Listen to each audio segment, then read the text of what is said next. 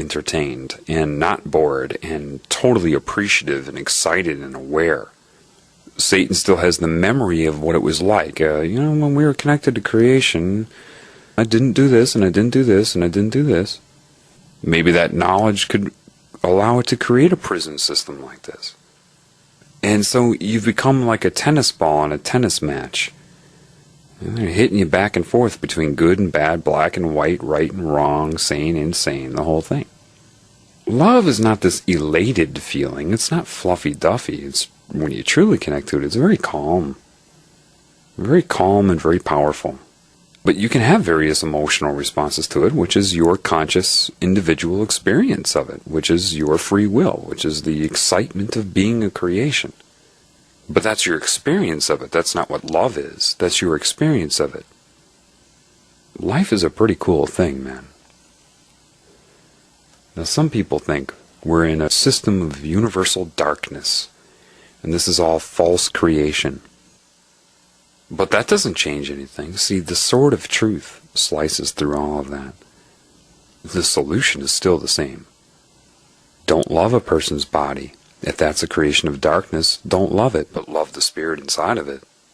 Love the spirit that animates everything. Be in appreciation of it. And so, you need to learn this new language. How do you do it? Do you have to sit there and meditate? Nope.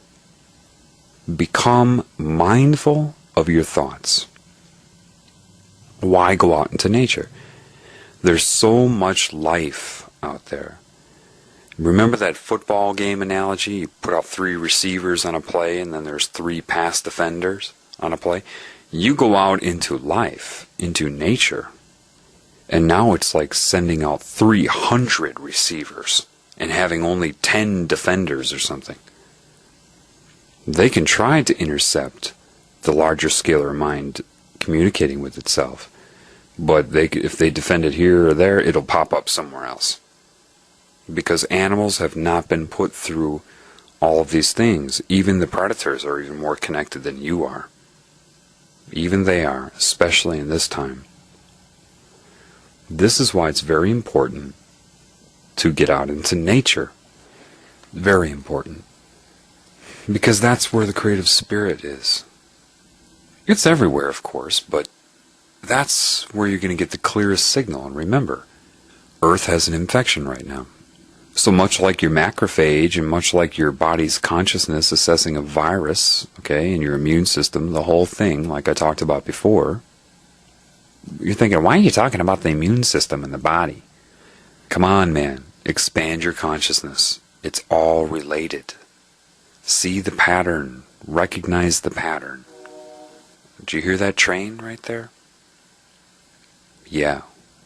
That was a natural anchor to what I just said to you. There's a man that pulled that train whistle right now.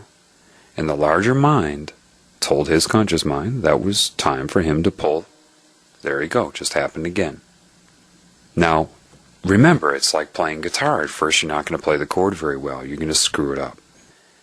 But you're going to have to go through, if you need to, what I did. What is that? Proving it to yourself. You see, there's that train. The train's been communicating with me for 1.5 years. The train itself hasn't. It's real simple. I'll say, do it twice. Do it once. Do it twice. Do it once. I'll monitor my thoughts. Be very mindful of my thoughts. And pay attention. See when it is silent and when it's not. Now listen, it's not going to answer basic things. You know, if I'm thinking, should I have this type of cereal or should I have that type of cereal? It's not going to sit there and respond to that. But the most crucial things is what life will respond to. You have your conscious mind for your daily activities, for your little experiences consciously. But for the things that are important to Earth right now and to the spirit, it will respond to that because it's very important right now. So at first, you'll say, John's losing it. He doesn't know what's going on. But any spiritual elder on this planet would have told you, and I'm sure you've heard things like this before. Quotes like, There's never nothing to hear and never nothing to see. Yeah, because on one level, everything is you. Scalar reality. You maintain your whole body. What makes you think it doesn't go up higher than yourself? It's your beliefs that have limited you from noticing that. Psychology, media, school, the whole thing played a huge role in robbing you from your natural language. It's not a language of words, although it can utilize them. It's many anchors to your thinking, reinforcers that actually have been guiding you anyway. It has. It's been guiding you anyway. That type of stuff has been guiding you from your subconscious mind and kind of guiding your conscious thinking. But you've had so many other things. Mind control implants.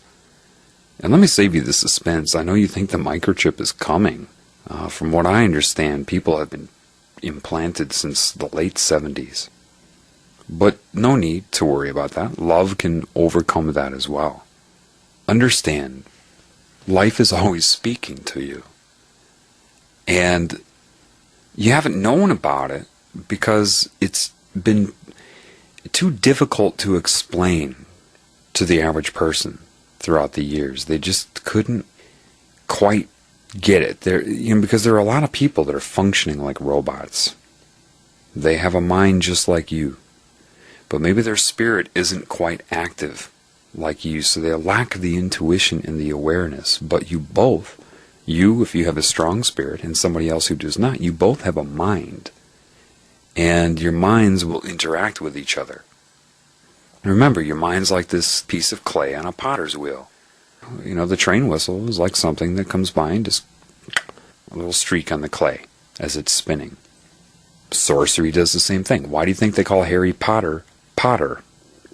That would be their little cryptic metaphor for a sorcerer, placing his hands upon the clay on the potter's wheel, molding the mind.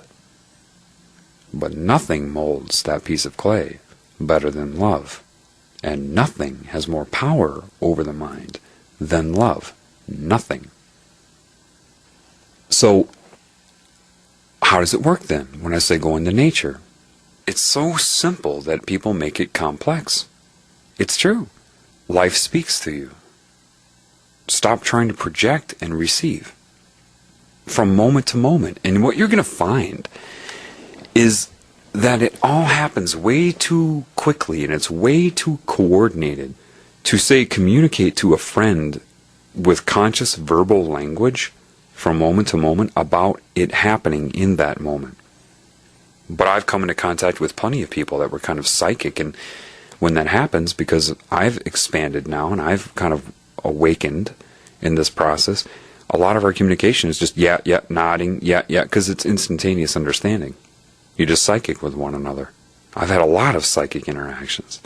And then I ask them, are you getting it? They're like, yep, you can't really put words on it, can you? I'm like, nope. Believe me, people, this is real. But it's not like some new upgrade. This is how you used to be. This is just normal. This is how every animal is. That's why I get a kick out of humans thinking they're the superior being. They're the only ones that don't know this, that can't take advantage of it because they've been disconnected. So you rely upon the mind's calculation and perception. And because you're not consciously aware of the communication from the larger scalar reality, you're not aware of the corruption or the neuro-linguistic programming. People may try to teach that. You can have somebody use that in practice, but they'll do it differently. Maybe they'll work with belief systems. So they'll say a few things in sequence to give rise or potentially give rise to a certain type of thought bubble, and then predict that and then anchor it.